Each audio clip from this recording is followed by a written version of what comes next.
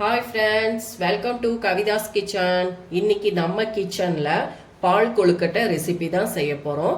வாங்க இப்போ நம்ம வீடியோக்குள்ள போகலாம். இப்ப ஒரு அகலமான பாத்திரத்துல 1 கப் அளவுக்கு நான் அரிசி மாவு எடுத்திருக்கேன்.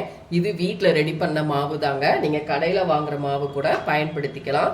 கூடவே இந்த மாவுக்கு தேவையான அளவு தண்ணி நான் உப்பு சேர்த்துட்டு வெதுன்னு நான் ஆல்ரெடி சூடு பண்ணி எடுத்துட்டேன். இப்போ இந்த தண்ணியை கொஞ்சம் கொஞ்சமா ஊற்றி நம்ம மாவு பிசைஞ்சுக்கலாம். மாவு இந்த அளவுக்கு நீங்க பிசைஞ்சு எடுத்துக்கோங்க. இப்போ இதை நம்ம உருட்டிட்டு பார்க்கலாம்.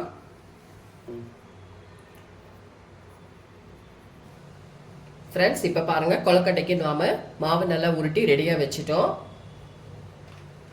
அடுப்புல ஒரு பாத்திரத்துல நான் 1/2 லிட்டர் பால் எடுத்திருக்கேன். இது காய்ச்சின பால் தான். அதாவது நம்ம இந்த கப்ல தான் அரிசி மாவு எடுத்தோம். இந்த கப்ல தான் நான் பாலும் எடுத்திருக்கேன். இப்ப இதுல நான் 2.5 கப் ஊத்திருக்கேன். அரை லிட்டர் பால் கூடவே இதுல 1 கிளாஸ் தண்ணியும் சேர்த்துக்கலாம். கிட்டத்தட்ட இது அரை லிட்டர் பாலுல 1 கப் நம்ம தண்ணியும் சேர்த்திருக்கோம். இப்ப இது நல்லா கொதிச்சு வரணும். இது கூடவே நான் சுகர் சேர்த்துக்கிறேன். சுகர் ஒரு 3/4 கப் சேர்த்திருக்கேன். சுகரோட சேர்த்து நல்லா கொதிக்க விடுங்க. ஆல்ரெடி நான் காய்ச்சின பால் தான் எடுத்திருக்கேன். இதோட ஜீனி சேர்த்துட்டு நல்லா கொதிக்கணும். கொதிச்சதுக்கு அப்புறம் தான் நம்ம உருட்டி வச்ச கொழுக்கட்டையை உள்ள சேர்த்து வேக வைக்கணும். பால் நல்லா கொதிச்சிருச்சு. இப்ப நம்ம உருட்டி வச்ச கொழுக்கட்டைகளை உள்ள சேர்த்தரலாம். தனித்தனியா எடுத்து போடுங்க.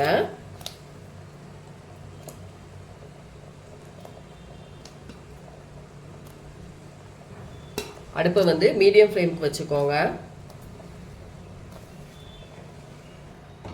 ஃப்ரெண்ட்ஸ், கொழுக்கட்டைகளை நம்ம பால்குள்ள சேர்த்தாச்சு. நல்லா வெந்து வரணும். நம்ம சுகர் முதலே சேர்த்துட்டோம். அதனால ஏன்னா நம்ம கொழுக்கட்டை வெந்ததுக்கு அப்புறம் திருப்பி சுகர் ஜீனி சேர்க்கும் பொழுது மறுபடி தண்ணி ஆயிட்டு திருப்பி டைம் எடுக்கும் கெட்டியாகிறதுக்கு. அதனால நம்ம பாலில் ஜீனி சேர்த்து பால் நல்லா நான் ஆல்ரெடி காய்ச்சின பாலுங்கிறதுனால நான் சீக்கிரமா எனக்கு பால் காஞ்சிருச்சு. நீங்க அப்படியே அப்பதான் காய்ச்ச போறீங்க அப்படின்னா கொஞ்சம் டைம் எடுக்கும். ஜீனி சேர்த்துட்டு நல்லா பாலை கொதிக்க வச்சுட்டு அதுக்கப்புறமா நம்ம உருட்டுன கொழுக்கட்டைகளை உள்ள சேர்த்துட்டு அப்படியே கிண்டி கொடுத்துட்டே இருங்க. கொழுக்கட்டை நல்லா வெந்து வரணும்.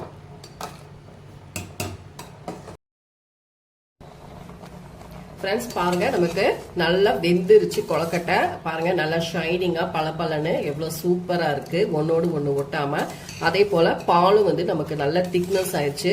குறைஞ்சது நமக்கு 20 நிமிஷம் ஆகுங்க கொழுக்கட்டை வேகிறதுக்கு. இப்ப நமக்கு சரியா 20 நிமிஷம் ஆயிடுச்சு. நல்லா திக் ஆயிடுச்சு பாருங்க. இப்ப இந்த ஸ்டேஜ்ல நான் ஏலக்காய் தூள் சேர்த்துக்கிறேன். ஒரு அரை டீஸ்பூன் அளவுக்கு நம்ம ஏலக்காய் தூள் சேர்த்துக்கிட்டா போதும். நல்லா பிளேவரா வாசனையா இருக்கும். கூடவே நான் ஒரு 1/4 கப் அளவுக்கு ஃப்ரெஷ்ஷான துருவின தேங்காய் சேர்த்திருக்கேன். இப்ப நம்ம ஸ்டவ் ஆஃப் பண்ணிடலாம். அவ்வளவுதான், அருமையான ஒரு தேங்காய் பால் கொழுக்கட்டை சூப்பரா ரெடி ஆயிடுச்சு. ஃப்ரெண்ட்ஸ், நான் பால் தான் அதிகம் சேர்த்திருக்கேன். 1 கிளாஸ் மட்டும், அதாவது 1 கப் அளவு மட்டும் நான் தண்ணி சேர்த்திருக்கேன். நீங்க ஒருவேளை பால் அதிகம் சேர்க்க விரும்பல அப்படின்னா நீங்க தண்ணீரே கொழுக்கட்டையை வேக வச்சுட்டு தேங்காய் பால் சேர்த்துக்கலாம். அல்லது இந்த மாதிரி தேங்காய் துருவிட்டு சேர்த்துக்கலாம். இது நம்மளோட சாய்ஸ் தான். இது கவிதாஸ் கிச்சன் ஸ்டைல்ல நான் இந்த மாதிரி உங்களுக்கு செஞ்சு காமிச்சிருக்கேன். கண்டிப்பா ட்ரை பண்ணி பாருங்க. டேஸ்ட் சூப்பரா இருக்கும். இப்போ உங்களுக்கு பார்க்கும் பொழுதே தெரியும் எவ்வளவு அருமையா கொழுக்கட்டை வெந்து சூப்பரா திக்னஸா இருக்குன்னு உங்களுக்கு தெரியும்.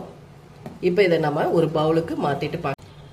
ஃப்ரெண்ட்ஸ், பாருங்க, நான் பவுலுக்கு டிரான்ஸ்ஃபர் பண்ணிட்டேன். அருமையான ஒரு பால் கொழுக்கட்டை சூப்பரா ரெடி ஆச்சு. நல்ல சுட சுட இருக்கு. ஸ்கூல் விட்டு வர குழந்தைங்களுக்கு இந்த மாதிரி நீங்க கண்டிப்பா செஞ்சு கொடுங்க. நல்லா விரும்பி சாப்பிடுவாங்க. நான் இன்னைக்கு ஜீனி சேர்த்திருக்கேன். நீங்க ஜீனிக்கு பதிலா வெல்லம் சேர்த்துக்கலாம். அதுவும் டேஸ்ட் சூப்பரா இருக்கும். கண்டிப்பா ட்ரை பண்ணி பாருங்க. அதுவும் நம்ம ஃபுல்லா பால்ல செஞ்சிருக்கோம். டேஸ்ட் சூப்பரா இருக்கும். செஞ்சு பார்த்துட்டு என்னோட வீடியோஸை லைக் அண்ட் ஷேர் பண்ணுங்க. மறக்காம கவிதாஸ் கிச்சனுக்கு சப்ஸ்கிரைப் பண்ணிக்கோங்க. கூடவே பெல் பட்டனை கிளிக் பண்ணுங்க. அப்பதான் நம்மளோட வீடியோஸ் எல்லாமே உங்க நோட்டிபிகேஷனுக்கு வரும். அடுத்த வீடியோல உங்களை சந்திக்கிறேன். தேங்க்யூ.